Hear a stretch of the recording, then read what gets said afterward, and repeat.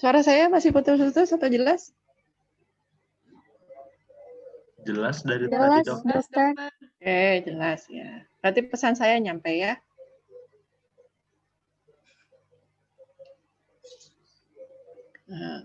Ya, kita topik hari ini tentang asam basa, keseimbangan asam basa ya. Belum. Suara siapa tuh? Panggil ibunya kah? Ibunya. Maaf, Dokter. Angin itu. Ya, jadi kalau kita bicara mengenai asam basa itu ditentukan oleh pH ya. Jadi pH. Cara untuk menentukan derajat keasaman dari suatu larutan ya. Nah, cairan dalam tubuh kita itu kan tidak hanya cairan saja atau air saja ya. Di dalamnya terlarut berbagai macam bentuk ion ya, terus senyawa-senyawa organik ya. Dan senyawa organik itu pasti ada sifatnya agak asam, agak basa, sangat asam begitu ya, atau netral ya. Kalau dia berupa garam berarti netral. Kalau dia berupa asam ada yang sifatnya asam kuat ataupun asam lemah. Demikian pula basa kuat, basa lemah. Kalau asam kuat seperti HCl yang dihasilkan oleh Caster, oleh lambung itu asam kuat. Nah, dan ion-ion tersebut itu selalu dinamis di dalam cairan tubuh kita ya, cairan elektrolit itu. Itu manfaatnya sangat besar ya, karena hampir semua proses metabolik itu melibatkan ion gitu ya. Untuk proses menghasilkan energi, untuk proses menghasilkan sintesis senyawa, ataupun dalam proses katabolisme, pemecahan senyawa di dalam tubuh kita itu hampir semuanya melibatkan ion, termasuk dalam proses penghantaran impuls saraf ya, atau penghantaran pesan-pesan antar sel ya, komunikasi antar sel itu melibatkan ion-ion ini. Hanya saja tentu ionnya itu berbeda-beda gitu ya.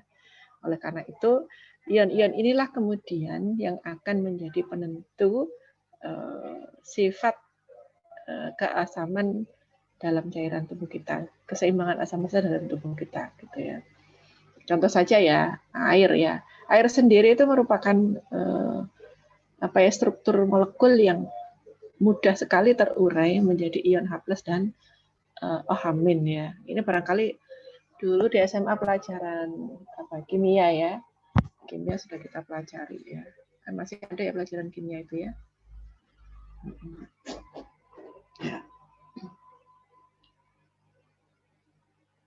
Nah, konsentrasi ion hidrogen itu H+ itulah yang menjadi penentu dalam status asamnya suatu cairan, ya, termasuk cairan tubuh kita ya. Jadi cairan tubuh kita itu akan menjadi lebih ke arah asam ya, asid begitu jika konsentrasi H+-nya itu meningkat ya. Nanti akan kita bisa lihat ya. Termasuk kemarin kita sudah transport H2CO3, transport CO2 yang bentuk H2CO3 juga seperti itu. Akhirnya juga akan keluar H+ ya. H+ itu yang kemudian menentukan derajat keasaman dari cairan tubuh. Ya. Termasuk senyawa-senyawa begitu. Asam amino juga ada yang sifatnya itu agak-agak basa menjadi basa lemah ya. Bahkan ada asam amino sifatnya menjadi buffer ya. Ya, karena sifat asam lemah atau basa lemahnya itu kemudian dia menjadi buffer, menjadi penyangga. Penyangga ini yang mempertahankan keseimbangan asam basa itu salah satunya gitu ya. Ini hal-hal yang secara kimiawi prinsipnya seperti ini ya. Tentu yang kita pahami adalah dalam konteks aplikatifnya gitu ya. Yang perlu kita pahami H+ lah yang kemudian menentukan derajat keasaman dari cairan tubuh kita gitu ya. Nah, ini konsep dasar juga tentang pH ya. Nah, pH itu diukur antara nilainya 0 sampai 14 ya. Semakin tinggi maka semakin alkalin ya. Ya, jadi ini semakin ke kanan semakin basa ya, semakin ke kiri semakin asam. Titik tengahnya adalah di sini ya. Cairan tubuh kita itu bukan 7 juga ya, tidak 7 tepat ya. Ada sedikit cenderung alkalinnya, tapi nggak banyak ya. Dan cairan tubuh kita itu rigid ya. Maksudnya range keseimbangan asam basa itu nggak panjang gitu ya. Hanya sempit sekali ya. Yang tentu itu akan sangat berpengaruh terhadap proses fisiologis dalam tubuh kita. Maksudnya begini, gangguan sedikit saja yang bisa menggeser posisi pH dari cairan tubuh kita itu pasti akan menyebabkan gangguan dalam tubuh kita. Apakah dia itu bergeser ke arah asam atau dia bergeser ke arah basa, begitu ya. Nah, kemudian ini sama aja ya. Oke.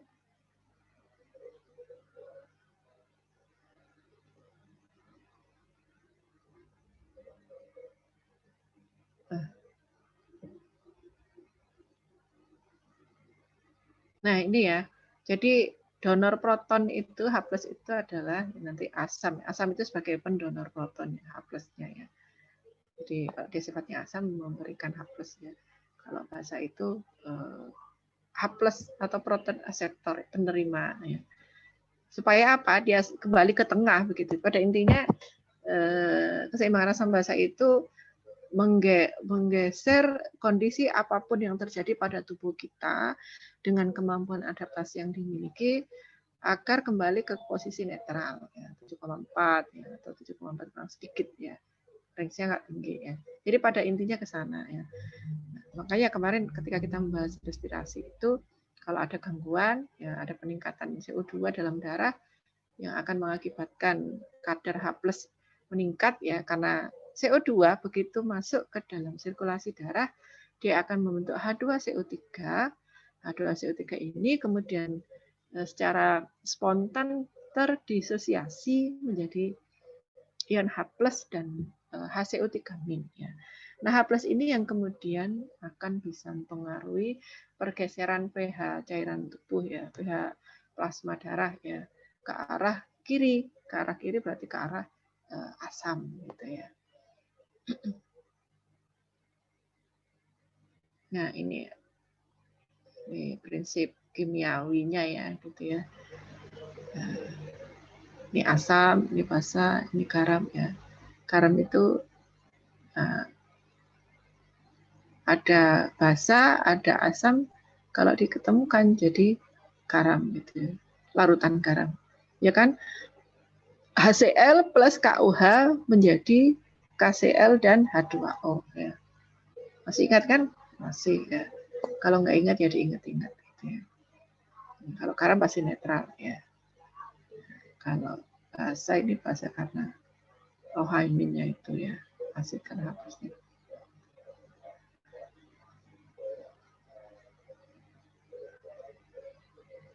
Ya, ini juga kimia ya.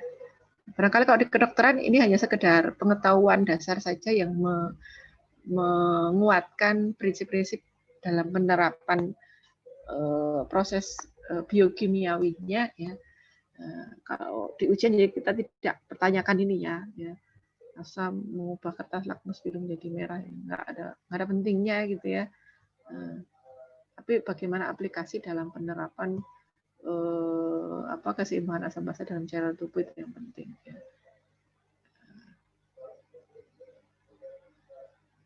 Nah, kalau basa kebalikannya gitu ya. Ini kalau mau menguji suatu cairan itu asam atau basa seperti ini. Hanya saja kalau dalam konteks kedokteran nggak perlu ini ya.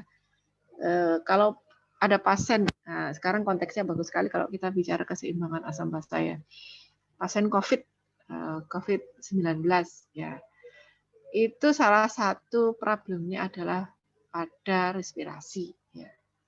Nah, respirasi tergantung nanti apakah dia hipoventilasi atau hiperventilasi yang itu bisa menyebabkan gangguan pada transport baik oksigen maupun CO2-nya.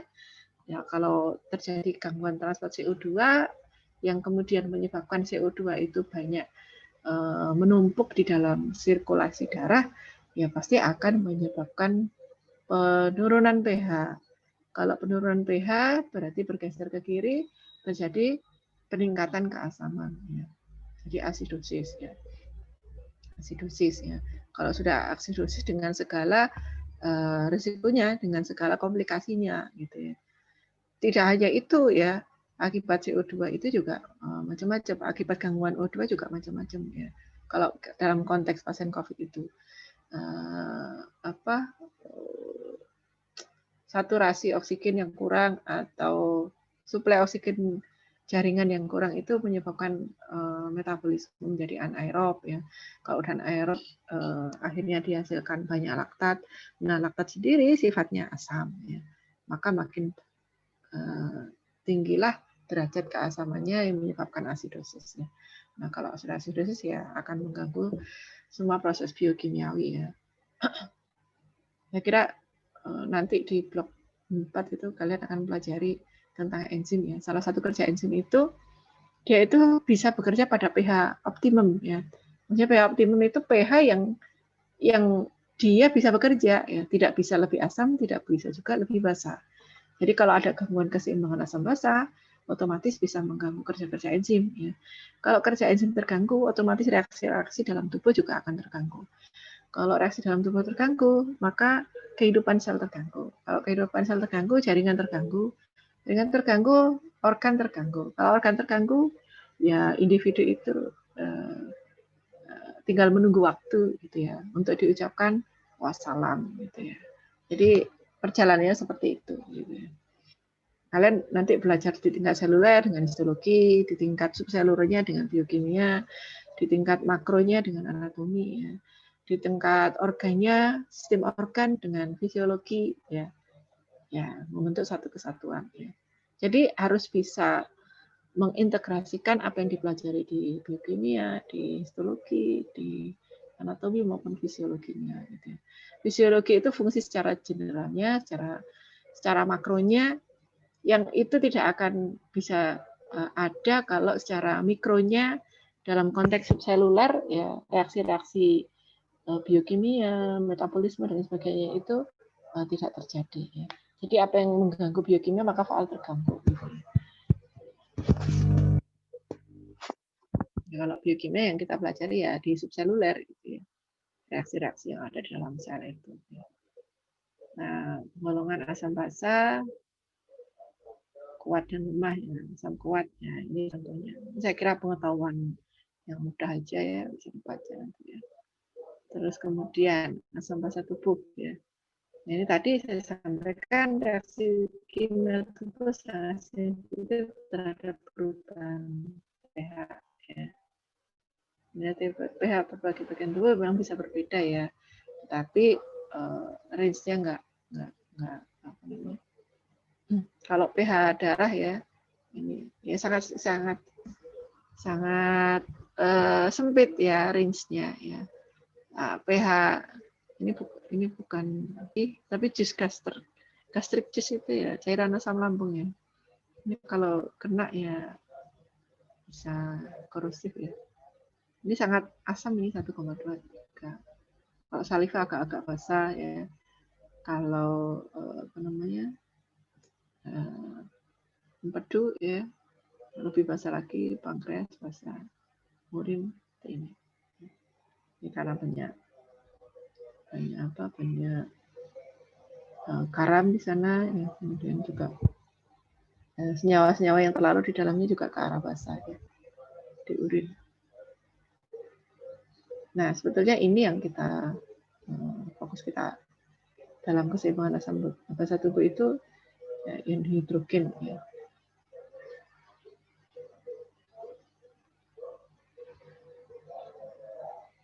Jika semuanya terjaga dengan normal, itu yang disebut dengan keadaan homeostasis. Homeostasis itu kesetimbangan ya. keseimbangan apa ya? Keseimbangan kalau asam basa konteksnya ya keseimbangan asam basa ya, dia dipertahankan dalam kondisi yang normal ya. Tentu normal asam basa itu tergantung cairannya di mana tadi ya. Kalau dalam konteks yang paling penting memang cairan apa namanya plasma ya, plasma darah ya.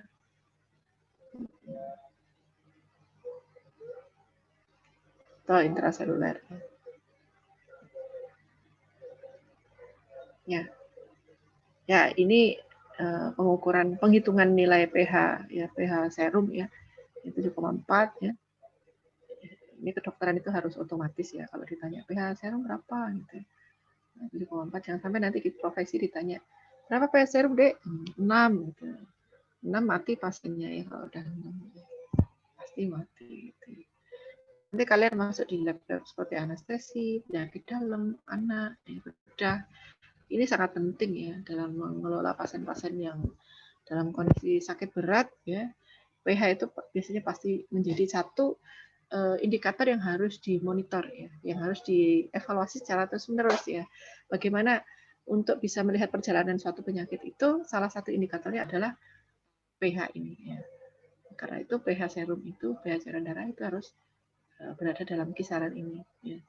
Nah, kalau nanti bergeser ke kiri menjadi lebih asam, bagaimana usahanya untuk bisa mengembalikan kepada yang netral. Tentu ada mekanisme adaptasi ya. Kalau adaptasi tidak mampu, maka harus ada intervensi. Ya, tugas kita sebagai dokter melakukan intervensi itu. Kalau kita mau melakukan intervensi, harus tahu masalahnya, gitu ya. Orang ini pH-nya menjadi asam, masalahnya apa, gitu ya? Apakah karena respiratorik atau karena yang lain, metabolik misalkan. Ya. Jangan kalau karena respiratorik kemudian kita lakukan pendekatan respiratorik, ya percuma. Jadi pemahaman tentang keseimbangan asam basa itu sangat penting untuk kita bisa melakukan intervensi nantinya. Misalkan dia karena hiperventilasi, ya, hipoventilasi lah, ada gangguan pada proses pernapasan, ya, sehingga CO2 itu meningkat dalam tubuh, gangguan ekspirasinya, pengeluarannya, H+-nya meningkat, terus kita intervensi dengan apa namanya respirasinya, ya, agak berat. Gitu ya. Biasanya intervensinya dalam bentuk yang lain. Ya. Nanti kita akan bicarakan lagi sebetulnya mengenai keseimbangan asam basa ini secara lebih integratif itu di blok 5 ya. Di blok 5 itu nanti ada sistem urogenital. Salah satu fungsi yang menjalankan keseimbangan asam basa itu adalah renal ya, renal system ya. Jadi tidak hanya respiratory system, GI tract system, ada juga renal system nanti di sana ya, yang berkaitan dengan keseimbangan asam basa ya. Jadi sebetulnya ini hanya pengantar ya, pengantar. Ya. Makanya dicari sampaikan yang lebih cepat aja. Ini pH dan konsentrasi H+ pada cairan tubuh ya.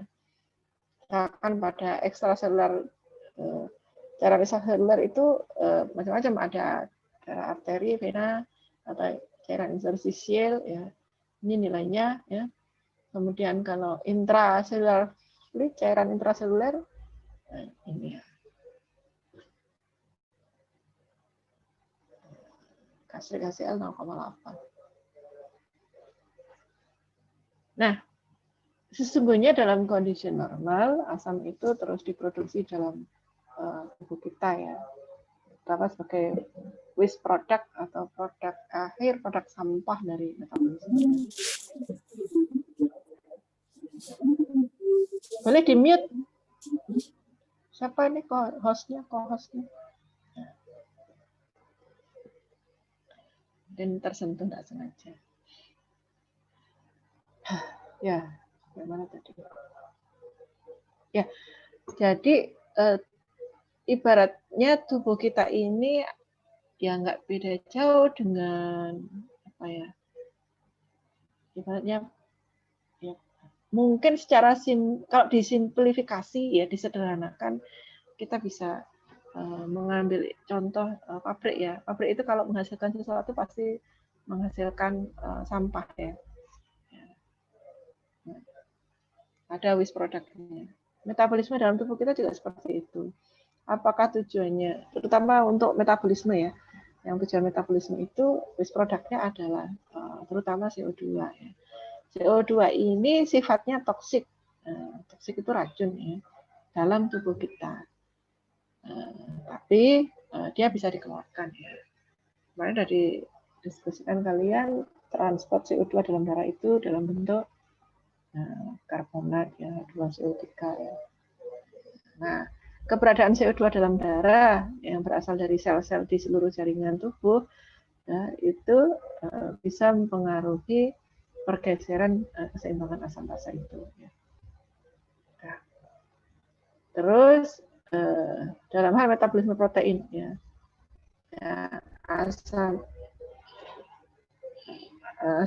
amino ya itu ada sifatnya yang cenderung asam gitu ya, dan beberapa menghasilkan asam-asam yang tidak bisa menguap ya, bisa dikeluarkan lewat ginjal gitu ya. Kalau yang menguap bisa lewat respirasi paru-paru ya. Kalau yang karam bisa lewat keringat, yang lainnya bisa lewat ginjal atau lewat feses barangkali ada sedikit sana. Maupun sebetulnya waste product dari feses itu dia tidak, tapi GI tract-nya ya sebetulnya yang berperan itu ya. Maksud di sana adalah proses absorpsi reabsorpsi itu GI tract ya, berasal dari makanan-makanan kita.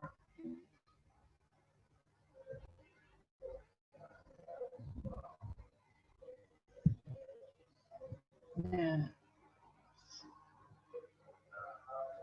ya ini sumber asam dan yang ada dalam tubuh kita gitu ya. Saya kira bisa sih dan pelajari ya. Macam-macam proses yang bisa menghasilkan asam dan basa ya. Nah ini kalau H+ ya, peningkatan H+ itu ya adanya CO2 dalam darah ya. Peranan dari karbonik anhidrasa enzim ya. H2CO3 menjadi H+ dan CO3 main gitu ya. Kemudian asam non volatil dari metabolit ya. Laktat ya. Laktat ini dari glikolisis anaerob ya. Nanti di bab 4 dibicarakan ya. Atau pada kondisi diare kehilangan hasil tegamin banyak ya. Atau pada kalau kehilangan H+ itu pada kondisi muntah ya, hiperemesis gravidarum ya. Muntah yang hebat itu bisa menyebabkan kehilangan H+ panjang ya. Sehingga bisa terjadi alkalosis.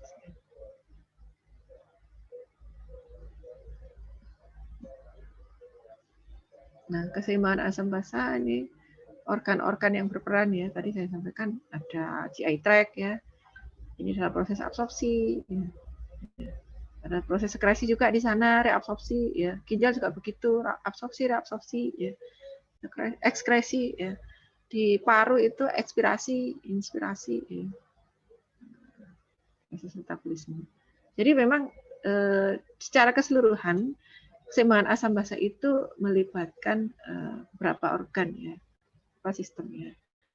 Ini sangat penting sebagai penunjang bagi kehidupan seorang individu ya.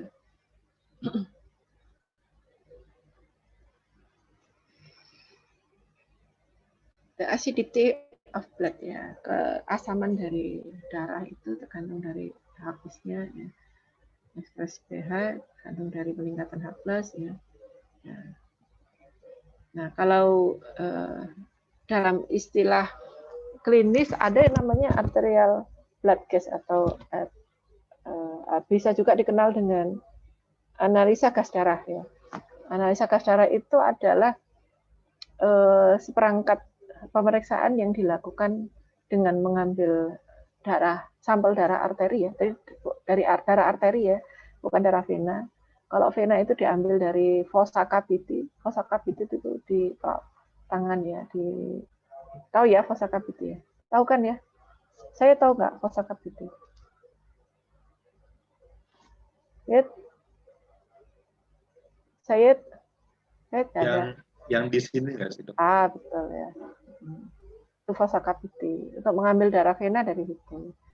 Kalau darah arteri itu diambilnya dari arteri femoralis. Ya. Tahu femoralis gimana? Saya tahu nggak? Kurang Femor. tahu dok, apa di paha dok? Nah, femor itu paha. Ya. Itu kan osteologi, sudah belajar osteologi belum? Penulangan, ilmu tulang belulang itu osteologi. Belum dok, Sajaknya baru. Hairil Anwar. Kami adalah tulang-tulang berserakan, ya itu saja osteologi itu ya. Sajaknya Hairil Anwar. Kalau belajar bahasa Indonesia harus tahu gitu ya tentang sajak, puisi macam-macam. Nah, salah satu sajaknya Hairil Anwar itu tentang tulang belulang.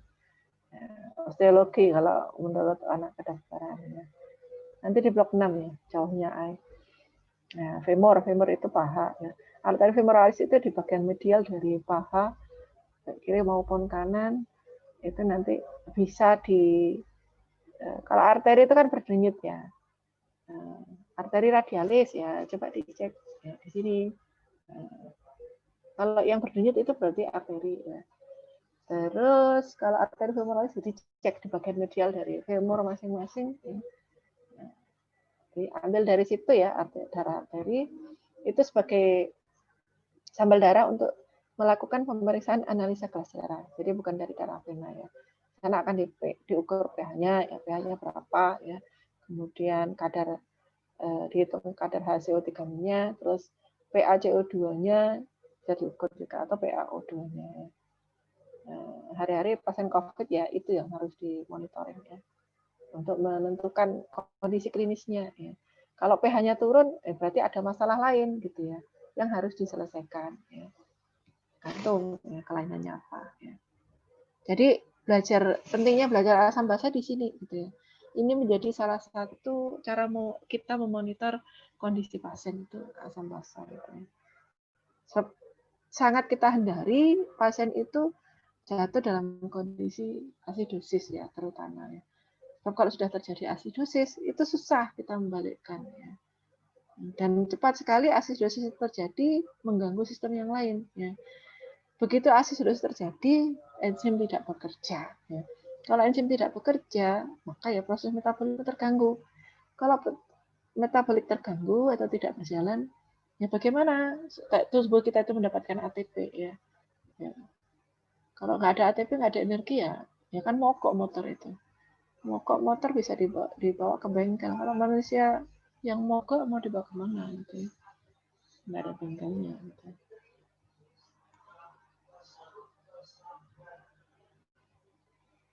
Nah, ini nilai normal dari pemeriksaan analisa kelas darah tadi, PaCO2 sekian, PaCO3 sekian, pH-nya sekian, ya.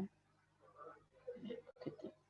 Nah, asidemia gitu ya, adanya proses pengasaman dalam serum, pH-nya ini kurang dari 7,8. Alkalemi begitu. Ya, ini sudah tadi. Ini apa ini? Perubahan pH ekstraseluler pasien terhadap CO2 berubah. Ya. Jadi ini kurva kalau dalam apa itu ada disosiasi ya, kurva disosiasi HbO2 ini kurva apa ini? Buffer ya, dalam bentuk H2 CO3 dan CO2 ya. Jadi semakin kemana nih? Semakin ke kanan, semakin ke sini, pH-nya semakin basah. Ya. Mestinya pH itu berada di mana normal? Ya di sini ya 7,4 ya. Nah, kalau CO2-nya tinggi, ya, ini kebalik ininya ya. Nolnya di atas, 100-nya di bawah. Jadi kalau CO2-nya tinggi, dia semakin asam ya. Maksud ya. Cara bacanya seperti itu ya. Nah, berarti range normal untuk CO2 ya di angka ini ya. Dalam tubuh, dalam cairan serum ya, dalam plasma darah. Ya. Makin tinggi CO2-nya, maka pH-nya makin rendah, makin asam. Ya. Nah, 3 sistem regulator yang bisa mempengaruhi homeostasis pH darah, ya, yaitu chemical acid base buffer system dari cairan tubuh, gitu ya. Jadi kita itu sebetulnya sudah diberikan karunia oleh Tuhan Yang Maha Kuasa, ya, oleh Allah Subhanahu Wa Taala, kemampuan atau mekanisme beradaptasi terhadap segala perubahan yang terjadi pada tubuh kita. Ya. Tidak hanya masalah asam basa sebetulnya, ya, ada perubahan apapun dari eksternal yang itu bisa mempengaruhi internal tubuh kita pasti punya mekanisme untuk adaptasi, penyesuaian, gitu ya. Hanya saja memang kemampuan adaptasi itu berbeda-beda tergantung responnya, gitu ya. Ada yang tergantung respon dan tergantung tingkat kepentingannya, gitu ya. Misalkan ada respon yang dibutuhkan dalam sekian detik, atau respon yang dibutuhkan dalam proses menit, atau respon yang dibutuhkan dalam jam, begitu ya. Nah, itu beda-beda mekanismenya. Itu prinsipnya. Ya. Sehingga sebetulnya ini kita juga ya, harus pandai bersyukur ya jadi manusia itu. Kalau dalam dalam ajaran Islam itu manusia itu diciptakan dalam bentuk yang paling baik, paling sempurna, ya, sebaik-baiknya. Sebaik-baiknya ciptaan itu adalah manusia, ya. Nah, ternyata kalau kita pelajari secara medis, ya seperti itu, gitu ya. Kita diberikan kemampuan yang sangat komplit tubuh kita untuk beradaptasi terhadap segala perubahan yang di luar. Lesson learn-nya adalah kita sebagai mahasiswa juga harus punya kemampuan adaptasi, kan begitu ya. Karena pada prinsipnya tubuh kita itu diciptakan dengan kemampuan adaptasi. Maka kita juga harus mampu beradaptasi dengan kondisi pandemi ya. Ya kalau harus daring ya daring gitu kan. Kalau enggak ya enggak bisa maju kita. Ya. Nah setelah daring kalian bosen kan? Nah ini harus luring. Nah, nanti luring adaptasinya bagaimana? Nah, ternyata harus adaptasi, nggak bisa seenaknya juga gitu ya. Dengan pandemi ini nggak bisa kita luring sesuka-sukanya seperti sebelumnya gitu ya, seperti sebelum adanya pandemi ya. Nanti harus begini, harus begitu. Kata orang new normal, 3M itu tidak boleh ketinggalan, jaga jarak, pakai masker, nggak boleh lepas ya, cuci tangan ya. Jadi itu harus menjadi perilaku baru ya. Nah ini kalian yang sudah 9 bulan, hampir setahun ya dikurung di rumah itu, nanti ini ya pasti akan ada penyesuaian ya. Yang nggak tahu nih bagaimana melatih diri kalian, apakah di rumah pakai masker ya dan lain sebagainya, begitu siap supaya terbiasa ya. Kalau tadi saya begitu dikurung di rumah lama terus keluar luring, lupa nanti semua itu ya kalau nggak dilatih dulu ya. Tapi kita nggak terima kalian alasan lupa gitu ya, karena ini menyangkut keselamatan orang banyak ya. Ya harus disiplin ya. Kalau ketahuan nggak disiplin ya siap-siap aja gitu ya, tahu siapa apa ya. Karena pada prinsipnya kita itu diciptakan untuk punya kemampuan adaptasi ya. Jadi tidak ada alasan sebetulnya manusia itu tidak bisa beradaptasi, tidak ada alasan gitu ya. Itu namanya kita menjadi manusia tidak bersyukur gitu ya. Nah, sistem buffer atau sistem penyangga yang dilaksanakan oleh cairan tubuh kita itu bekerja sepersekian detik ya, untuk mencegah adanya perubahan konsentrasi NH+ yang memang sangat cepat gitu ya, sangat cepat sekali itu ya. Kalau tidak dalam waktu sangat cepat, perubahan akut ya kayak skenario yang di model 5 itu ya, orang nggak pernah naik gunung tiba-tiba langsung naik gunung, nggak ada aklimatisasi ya, sok jagoan begitu ya, akhirnya ya begitu gitu. Kemudian sistem respirasi ya. Respirasi lebih lambat sedikit ya, 3-12 menit ya. Sistem ginjal ya. Nah ini sistem ginjal ini yang perlu waktu lebih lama gitu ya untuk bekerjanya ya. Sehingga kalau ada perubahan yang mendadak terus mempengaruhi sistem ini ya, H+ ini, sementara sistem ini belum bekerja, sistem ini apalagi belum bekerja, ya itu biasanya menjadi gangguan ya. Makanya kalau ada perubahan ya jangan terlalu drastis juga gitu ya, nanti bisa mati konyol gitu ya. Nah, sistem buffer atau penyangga. Nah, sistem penyangga dalam tubuh kita itu bisa berupa asam lemak atau basa lemak, berupa protein dan elektrolit ya. Atau juga ion-ion gitu ya. Ini adalah sistem penyangga kita. Semuanya sudah ada gitu ya. Jadi protein ini tidak hanya kita butuhkan untuk protein struktural, fungsional, untuk enzim, untuk menyusun membran sel, struktur macam-macam itu tidak. Terutama asam amino yang bebas itu bisa berfungsi sebagai sistem penyangga atau buffer system ya, yang menjaga posisi keseimbangan asam basa itu. Ya. Ada bikarbonat, asam karbonat, fosfat, protein. Ya. Nah, keseimbangan hidrogen dalam tubuh kita ya, ada diet, asam amino ya, asam lemak, asam amino masuk ke dalam darah, terus nanti ada ventilasi, keluar CO2. Nah, metabolisme dalam tubuh ya, inputnya nanti dikeluarkan melalui renal jadi H+ ya, dalam bentuk H+. Ya.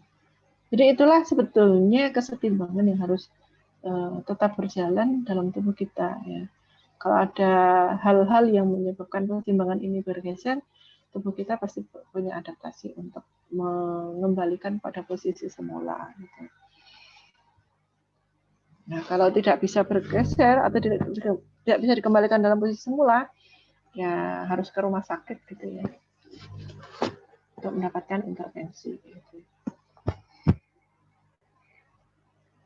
Ini sudah daripada sistem buffer H24 protein ya, bisa juga dari H24 asam fosfat ya, buffer fosfat ini. Ini dalam plasma terurai menjadi H24 domin dan ion hidrogen ya. Kalau protein ya ada protein hemoglobin ya. Hemoglobin itu protein juga ya. Nah, walaupun di sana ada metalnya berupa Fe ya, Hem gitu ya. Fungsi untuk mengikat oksigen itu. Tapi dia sebetulnya secara struktur komponen utamanya itu terdiri dari protein. Ya, mengikat ion hidrogen, terus aktif, paru untuk pengeluaran H2O. Nah, ini integrasi berbagai macam sistem ya yang ada dalam tubuh kita gitu ya. Kalau sistem renal, aspirasi itu pertimbangan asam basa, aspirasi kardiovaskuler ya, pertukaran gas ya, terus sistem renal dan kardiovaskuler untuk sirkulasi lebih efektif ya, volume terkontrol ya, tekanan darah ini dua sistem ini yang bekerja ya. Kalau ini semua bekerja secara baik, maka ini yang kita harapkan, terpeliharanya homeostasis ya. Jadi homeostasis itu menjadi suatu kondisi normal yang harus dicapai dalam kondisi apapun ya. Kalau ada gangguan, maka tujuan utama setiap intervensi secara medis itu dalam rangka mencapai kondisi homeostasis ini, gitu ya. Ya pasti itu. Hanya saja homeostasis ini pasti ada ukuran-ukurannya, gitu ya. Kalau keseimbangan basa apa ukurannya, ya. Kalau blood pressure apa ukurannya, tekanan darah apa ukurannya, gitu ya. Kalau kita bicara pertukaran gas apa ukurannya, itu ada, gitu ya. Tinggal nanti realnya dia berada di mana posisinya. Nah, tugas kita mengembalikan kepada posisi homeostasis ya. Tentu itu berdasarkan dari pemeriksaan ya, berdasarkan laboratorium misalkan gitu ya. Klinisnya begini, kita cek lab ternyata dia ada masalah seperti ini. Nah, kalau masalah seperti ini biasanya gangguannya di sini, maka intervensi yang kita lakukan adalah dalam rangka memperbaiki kondisi itu ya. Sehingga semuanya kembali kepada homeostasis. Itu adalah prinsip umumnya ya. Saya coba mengkaitkan masalah ini dengan klinis ya, agar nanti walaupun kalian sekarang ini juga masih fisiologi ya, hanya meraba-raba kira-kira seperti apa gitu ya. Tapi paling enggak tahulah kaitannya ketika kita berbicara tentang sistem keseimbangan asam basa itu, kaitannya nanti organ apa yang berperan, terus gangguan-gangguan apa nanti yang berperan, itu agak-agak bisa dikaitkan gitu ya. Walaupun nanti tetap harus laki-laki kalau kita pada konteks membicarakan penyakit-penyakit yang bisa mengganggu keseimbangan asam basa itu. Ya contohnya ya COVID ini ya, atau pada DM, diabetes mellitus, itu pasti terganggu asam basanya kalau tidak terkontrol ya. Maksudnya asidosis metabolik itu terjadi pada DM yang tidak terkontrol. Hanya mekanismenya pasti beda dengan asidosis pada gangguan respirasi ya. Penyebabnya beda, mekanismenya beda, intervensinya juga beda. Nah, regulasi asam basa bisa dibaca ya. Kalau hipoventilasi berarti CO2-nya meningkat, kalau hipertensi CO2-nya turun gitu ya. Pada kondisi hipoventilasi itu salah satu terapinya itu bisa begini. Bernafas di depan mulut hidungnya itu dikasih plastik agar CO2-nya bisa terserap kembali waktu inspirasi. Itu salah satu cara untuk mengatasi kondisi hipoventilasi ya, untuk memasukkan hiperventilasi ya, untuk memasukkan CO2 itu ke dalam tubuh kembali ya. Kalau terjadi alkalosis kan cara gampangnya begitu ya, kasih aja H+ dari CO2. Nah, begitu CO2 masuk, ke dalam darah akan terdisosiasi menjadi H+. Ya. Dan pertukaran gas itu kan karena perbedaan tekanan ya, tekanan parsial ya, entah oksigen atau CO2, dia bergerak dari tekanan parsial yang tinggi ke rendah gitu ya.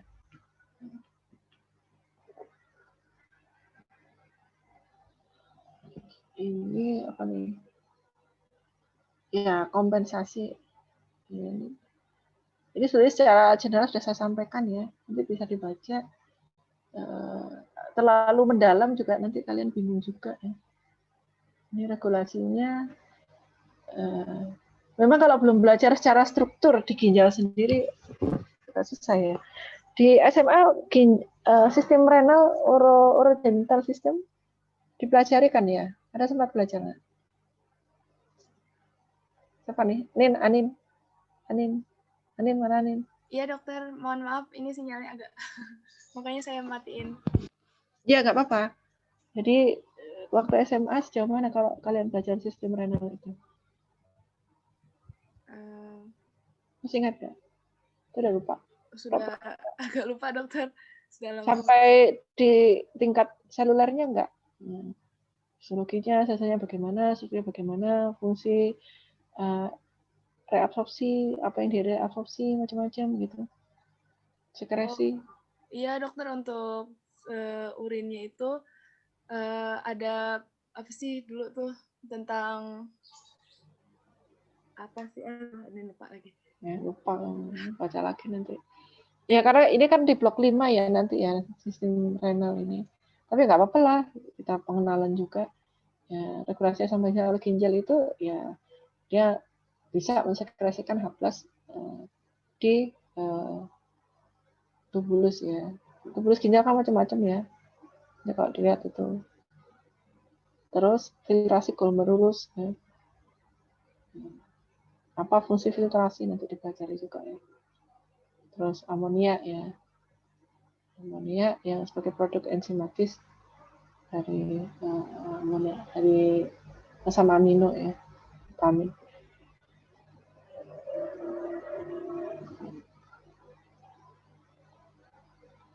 Nah ini saya mau bahas dalam-dalam nanti bingung juga nanti. Tapi prinsipnya sama sih ya. Carbonic anhydride itu ada di mana saja yang bentuk H2SO3 terus terdisosiasi menjadi H+ asetilgamin ya. Jadi dibaca aja. Juga mereabsorpsi bikarbonat ya. Ini adalah fungsi penyangga buffer yang paling utama oleh ginjal gitu ya. Jadi dia menjaga ketersediaan melalui proses absorpsi dan reabsorpsi hasil tigamin gitu ya.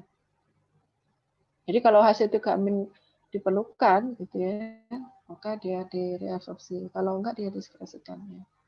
Terus diekskresikan.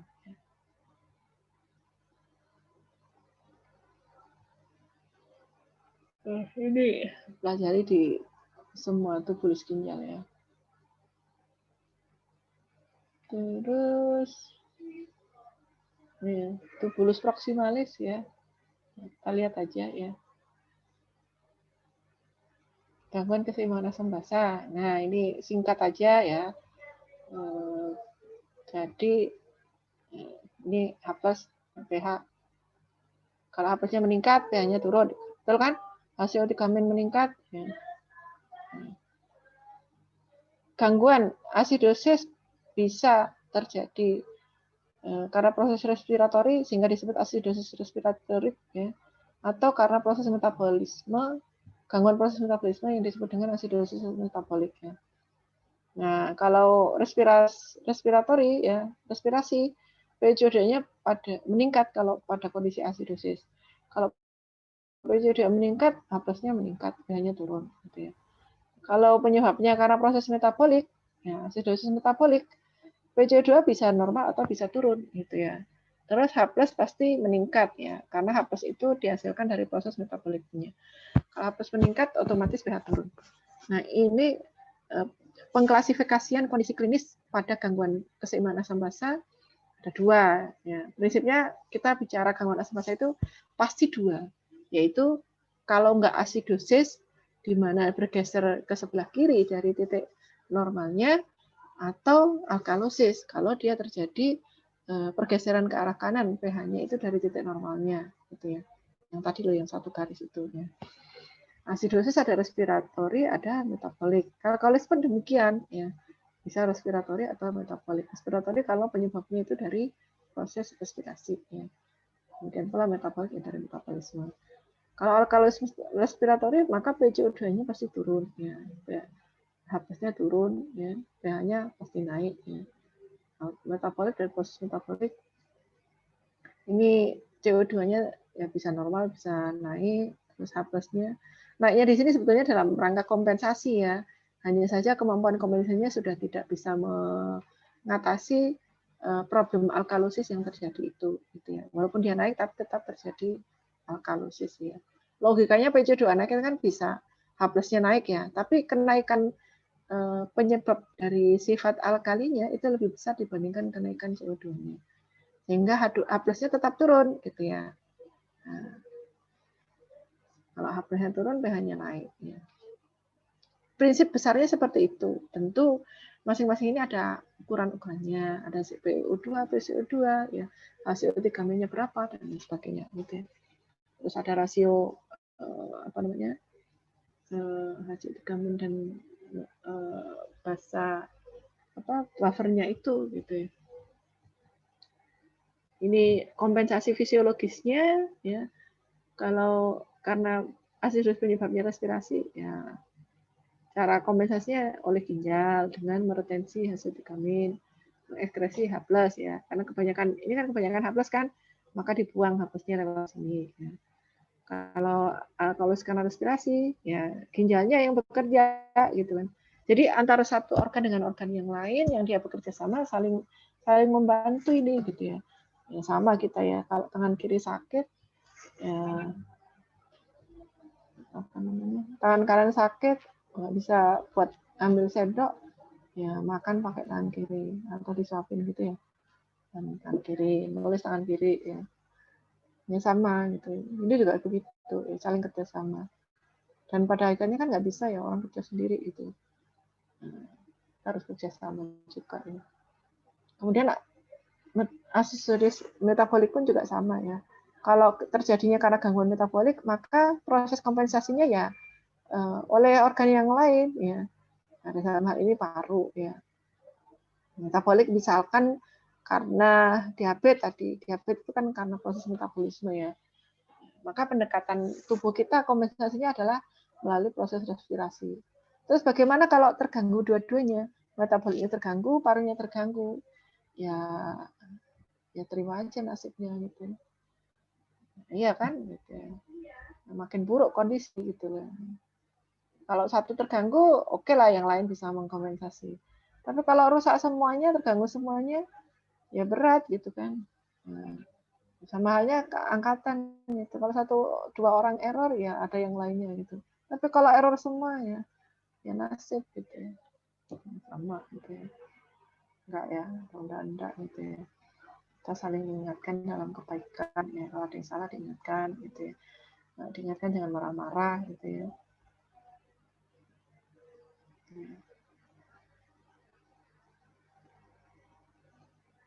Ini sudah juga. Ini prinsipnya aja yang harus dipahami ya. Kalau yang angka-angka itu bisa dihafal ya, tapi kalau prinsipnya sudah oke, sudah bisa, saya kira tidak ada masalah gitu ya. Oke, sudah itu. Ini bisa dibaca aja ya. Sebisanya dibaca ya. Misalkan ada penyakit paru, pneumonia, asma biasalah pneumonia. Jadi paru itu apa nanti kalian nggak tahu juga. Belum belajar maksudnya, nggak tahunya bukan karena apa-apa, tapi memang belum belajar gitu kan, belum nyampe ke sana ya. Dipaksa-paksa nanti fisiologinya malah nggak paham nanti. Yang penting pemahaman fisiologinya itu yang penting ya, dasar ya. Juga begitu ya, kondisi-kondisi kelainan-kelainan yang bisa menyebabkan alkalosis metabolik. Itu barangkali yang bisa saya sampaikan. Jika ada pertanyaan, silakan. Ada daftar hadirnya Pak hari ini? Sudah ada? Dokter. Oh, nanti saya dikirim ya. Baik, dokter. Silakan kalau ada yang mau ditanyakan. Kalau bisa saya jawab, kalau nggak bisa, ya bisa kita cari ya. Kita cari sendiri. Ini ada 3 orang yang keluar. Tadi 110, sekarang 107. Siapa yang pergi nih? Ada? Pertanyaan? Nggak ada?